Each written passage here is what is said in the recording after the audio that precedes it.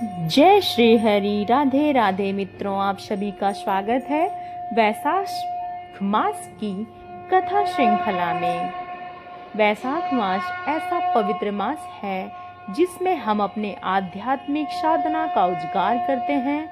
यह मास हमें याद दिलाता है कि अभी भी समय है अपने हृदय को शुद्ध करने का। और अगर आज आप अपने कानों के माध्यम से इस बात को सुन रहे हैं तो यह भगवान की ओर से आया हुआ एक संदेश है जो हमें याद दिला रहा है कि मनुष्य जीवन वास्तव में अत्यंत मूल्यवान है।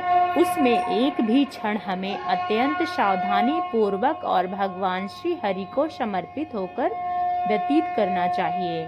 इसी विचार के साथ आज वैशाख मास की कथा को आगे बढ़ाते हैं और श्रवण करते हैं वैशाख मास की कथा। चलिए आरंभ करते हैं।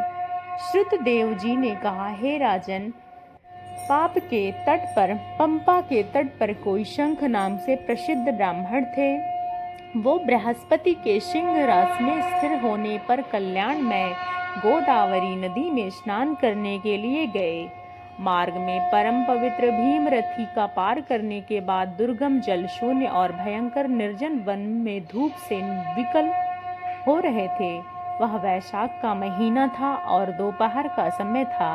वो किसी वृक्ष के नीचे जाकर बैठ गए और उसी समय कोई दुराचारी व्याध हाथ में धनुष धारण करके वहां आ गया। ब्राह्मण के दर्शन मात्र से बुद्धि पवित्र हो गई और वह इस प्रकार बोला, हे मुने, मैं अत्यंत दुर्बुद्धि और पापी हूँ।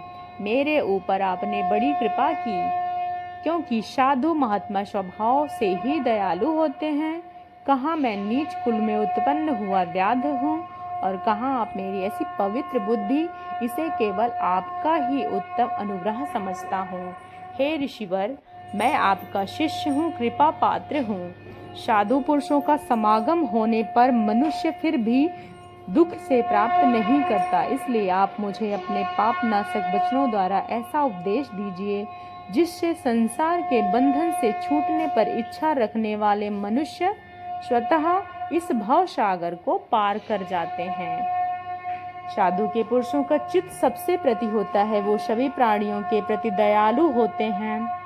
उनकी दृष्टि में ना कोई नीच कुल का होता है, ना कोई अपना पराया। मनुष्य दुखी होकर जब जब गुरुजनों से उपाय पूछता है, तब तब उस संसार के बंधन से छुड़ाने वाले दिव्य ज्ञान का उपदेश करते हैं। जिस प्रकार गंगा जी मनुष्यों के पापों का नाश करने वाली हैं, उसी प्रकार मूढ़जनों का उद्धार करना साधु पुरुषों का स्वभाव माना गया है। इस प्रकार व्याध के वचन सुनकर शंख ने कहा, हे व्याध, यदि तुम कल्याण चाहते हो, वैशाख मास में भगवान विष्णु को प्रसन्न कर और संसार समुद्र से पार करने वाले जो दिव्य धर्म बताए गए हैं उन सबका पालन करो। देव पूजा करने के बाद व्याध ने लाए हुए श्रमहारी और स्वादिष्ट कैद का फल खाया। जब वो खा पीकर सुखपूर्वक विराजमान हुए, उस समय व्याध ने हाथ जोड़कर फिर से कहा, हे मुने, किस कर्म से मेरा बाध कुल में जन्म हुआ? कृपा कर आप हमें यह बताएं। हे प्रभु, यदि आप ठीक समझें तो मुझे कुछ पूछना है। वह और जानने योग्य भी बातें हैं, वह आप मुझे कृपा पूर्वक हमें बताएं। हे प्रभु, आपका कल्याण हो और आप अपने इस व्याध को की भाषा को सरलता और सुगमता से समझिए और हमारे कल्याण करने के लिए हमें उपचार बताइए। हे प्रभु, अगर आप दयाहीन हैं, अगर हम कर्महीन हैं, तो कृपा पूर्वक हमारे उस पाप का हमें आवाहन बताइए, ताकि हम ईश्वर के प्रति अपनी भावनाओं को उजागर कर सकें और श्री हरि के चरणों में सदा सदा के लिए उनकी पूजा अर्चना में लिप्त हो सकें। अर्थात आप हमें कल्याण और वैकुंठ धाम मोक्ष की प्राप्ति होने का उद्धार करने हेतु उपाय बताएं। हे प्रभु, हे मुने, आप धन्य हैं, अर्थात आपके ऊपर समस्त लोकों का भार है। कृपा पूर्वक आप हमें अपने उस समस्त तुम्हारा जन्म कहाँ हुआ था, शाककाल नगर में तुम्हारा जन्म हुआ था, वह सब हमें बताइए। हे प्रभु, कृपा पूर्वक हमें यह सब बताइए।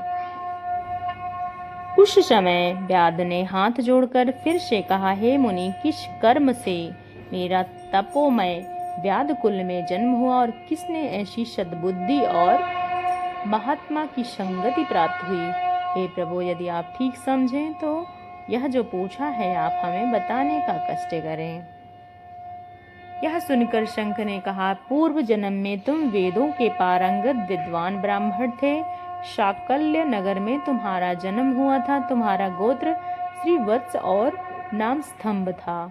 उस समय तुम बड़े तेजस्वी समझे जाते थे, लेकिन आगे चलकर किसी वैश्या से तुम्हारी आसक्ति हो गई।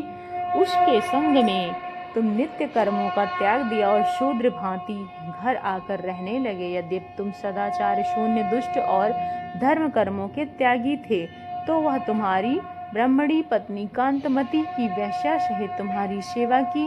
वह सदैव तुम्हारा प्रिय करने लगी रहती थी। तुम दोनों पर पैर धोती और आज्ञा का पालन करती और दोनों से नीच आसन पर सोती थी। इस प्रकार वैश्या सहित पति की सेवा करती हुई उसकी दुखनी ब्राह्मणी इस भूतल पर बहुत समय बीत गया। एक दिन उसने पति से मूली सहित उड़द खाया और तिल मिश्रित निष्पाप भक्षण किया। उस अपथ्य भोजन का उस मुंह पेट में चलने लगा और बड़ा भयंकर भंगदर रोग हो गया। वह उस रोग से दिन रात जलने लगा। जब तक घर में धन रहा तब तक वैश्या भी वहीं टिकी रही। उसका सारा धन लेकर पीछे उसका घर छोड़ दिया। वैश्या तो क्रूर और निर्दयी होती ही है, उसे छोड़कर दूसरे के पास चली गई। तब वह ब्राह्मण रोग से व्याकुलचित होकर रोता हुआ अपनी स्त्री से कहने लगा, हे देवी, मैं वैश्या के प्रति आसक्त और अत्यंत निष्ठुर मनुष्य हूँ, मेरी रक्षा करो। हे सुंदरी, तुम परम पवित्र हो, मैंने तुम्हारा कुछ भी उपकार नहीं किया। हे कल्याणी, जो पापी और निंदित मनुष्य है अपनी विनीत पत्नी का अनादर नहीं करता, वह 15 जन्मों तक नपुंसक होता है।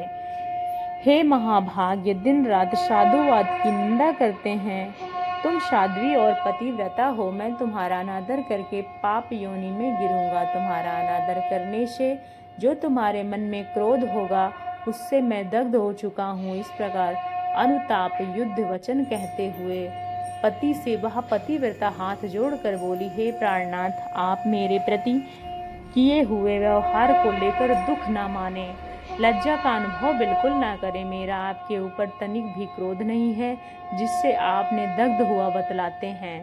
पूर्व जन्म में किए हुए पाप ही इस जन्म में दुख रूप होकर आते हैं। जो उन दुखों को धैर्य पूर्वक सहन कर लेता है वह स्त्री साध्वी मानी जाती है और वह पुरुष श्रेष्ठ समझ जाता है। उस उत्तम वर्ण वाली स्त्री अपने पिता और भाइयों का धन मांग कर लाई है और उसे पति का पालन करने लगी। उसने अपने स्वामी को साक्षात विष्णु भगवान को समझा। वह दिन रात पति के मूल साफ रखती और उससे शरीर में पड़े हुए कष्टदायक कीड़ों को धीरे धीरे नख के खींच निकलती। ब्राह्मणी न रात में सोती न दिन में अपने स्वामी को दुख से संतप्त होकर वह दुखनी सदा इस प्रकार प्रार्थना किया करती, हे प्रसिद्ध देवता और पितृग, मेरे स्वामी की रक्षा करें, उन्हें रोगहीन और निष्पाप कर दें। मैं पति के आरोग्य के लिए चंडिका देवी को भैंस की दही और उत्तम अन्न चढ़ाऊंगी। महात्मा गणेश जी की प्रसन्नता के लिए मोदक बनाऊंगी। 10 शनिवारों को उपवास करूंगी, मीठा और घी नहीं खाऊंगी। मेरे पति रोगहीन होकर 100 वर्ष जिए। इस प्रकार वह देवी प्रतिदिन देवताओं से प्रार्थना करती रहती। उन्हीं दिनों में कोई देवल नामक महात्मा वहां पर आए और वैशाख मास में धूप से पीड़ित होकर सायंकाल में समय ब्राह्मण के घर में उन्होंने पदार्पण किया।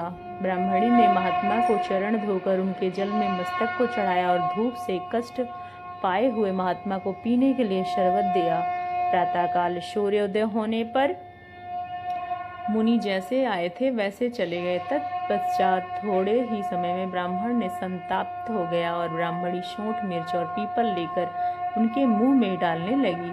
तब उसके पत्नी की उंगली काट ली। उसके दोनों दांत सहसा सट गए और ब्राह्मणी की उंगली वह कोमल खंड में मुंह में ही रह गया।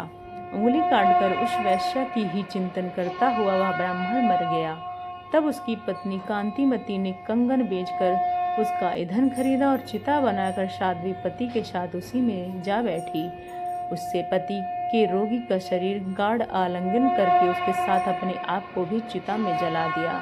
शरीर त्याग कर वह सहसा भगवान विष्णु को धाम चली गई। उसने वैशाख माह की जो देवल मुनि की शरबत पिलाया, उसका चरण उदय के शीश में चढ़ाया था, उससे योनि में परम पद को प्राप्त हुई। तुमने अंतकाल में वैश्या का चिंतन करते हुए शरीर छोड़ा था और इसलिए वह घोर व्याध के शरीर में आ गए हो और हिंसा में आसक्त घोर में डाला है। तुमने वैशाख मास में मुनि को शरबत देने के लिए ब्राह्मणी को अनुमति दी थी और उसी पुण्य से आज व्याध होने पर भी तुम्हें सब सुखों का एकमात्र साधन धर्म विषयक प्रश्न पूछने के लिए उत्तम बुद्धि प्राप्त हुई है। तुमने जो सभी पापों को हरने वाले मुनि का चरणों दूत सिर पर धारण किया था, उसी का यह फल है कि वन में मेरा संग मिला। और इस प्रकार शंख ऋषि ने संपूर्ण वृतांत कह सुनाया। और तत्पश्चात उस व्याध ने एक और महत्वपूर्ण प्रश्न पूछा, और वह क्या था वह हम सुनेंगे इसी कथा श्रृंखला की अगली कड़ी में। और उसे सुनने के लिए हमारे चैनल को लाइक करना ना भूलें। चैनल को लाइक करें और वीडियो को ज़्यादा से ज़्यादा लोगों तक शेयर करें और सब्सक्राइब करें। अगर आपको वीडियो पसंद आई हो तो कमेंट बॉक्स में जय श्री हरि, जय माता लक्ष्मी लिख के जाइएगा। और कल प्रातःकालीन वेला में पुनः आपसे भेंट होगी। तब तक के लिए जय श्री कृष्ण, राधे राधे। मित्रों, आपका दिन मंगलमय हो, इसी आशा के साथ